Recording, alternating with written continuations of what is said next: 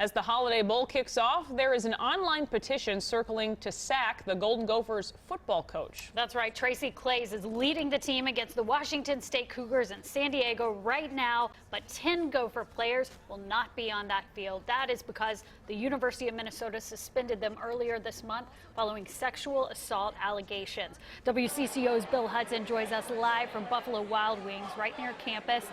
He says there is a call to fire the Gophers coach. Bill? Yes, it's getting a little bit loud in here, as you might well imagine. A lot of folks gathered to watch the Gophers kick off here in just a couple of minutes. But it's the first time they've played in a bowl game out in California in some 50 years. Still, it's what happened off the field in recent weeks that has some people calling for Tracy Claeys to go. This scoring drive, 7 plays. As the Gophers take to sunny San Diego, a cloud hangs over the coach's head. Back in Minnesota, a growing petition demands Tracy Claeys be fired. There needs to be a wholesale review of what's going on in this program. There seems to be a systemic breakdown of expectations, of leadership, of moral integrity. 10 Gopher players were suspended over sexual assault allegations. In protest, the team threatened to boycott the bowl game. A day before that boycott ended, Coach Claeys tweeted, "Have never been more proud of our kids. I respect their rights and support their efforts to make a better world." He said at the time, "It was all about me supporting their actions to try to improve the due process."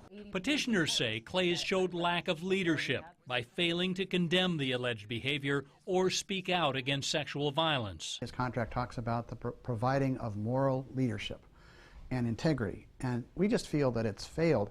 That tweet was the opposite of providing moral leadership and integrity. Neither Claeys nor the university is responding today, but when pressed last week, Claeys said, I don't worry about my job, you know what I'm saying, on a day-to-day basis. Coach Claeys is under contract for 2 more years. Now, we just checked just a little bit ago, and as of about 6 o'clock, more than 1,700 people have signed that petition. It expects to be delivered to the athletic department sometime tomorrow. And I should also tell you guys that the university did release a statement late this afternoon saying that they are aware of the petition and that they are doing everything they can to foster an environment free of any sexual violence on campus. Thank you, Bill. Is there anything in the coach's contract, though, that would permit this firing? Yeah, good question. We did check the contract. There are a couple of clauses that perhaps administration and the regents could use if they did decide to fire Claeys. One is about his supervision of a recruit, and of course there was a recruit that was involved in this alleged incident. The other is the clause requiring him to foster and encourage integrity, moral integrity among his players, and that's something certainly that seems to be behind this petition drive, guys. See what happens. Thank you, Bill. And just to bring you up to date here, right now prosecutors are reviewing a university investigation of those suspended Gopher players. The U's Office of Equal Opportunity and Affirmative Action looked into the woman's accusations of sexual assault. She said multiple football players and a recruit sexually attacked her during a party near campus 3 months ago. Minneapolis police investigated back then and sent their findings to the Hennepin County Attorney's Office. It declined to file charges, citing insufficient evidence.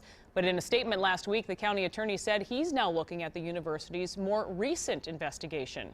It reportedly found the accuser to be generally more credible than the football players.